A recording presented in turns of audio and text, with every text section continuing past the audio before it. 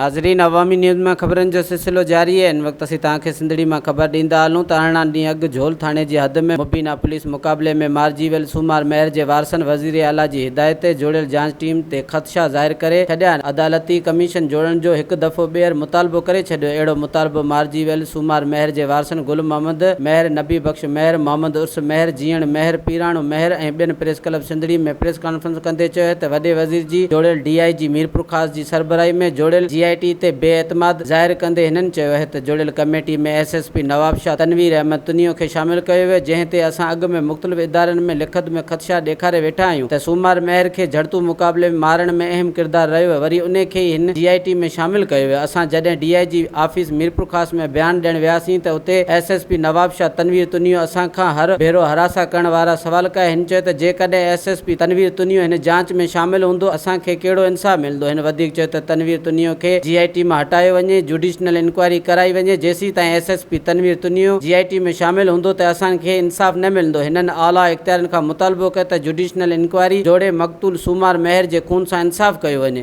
वधीक ख़बरनि ऐं तफ़सील जे लाइ विज़िट कयो असांजी वेबसाइट awamiNewsHD.com ऐं ॾिसंदा रहो अवामी।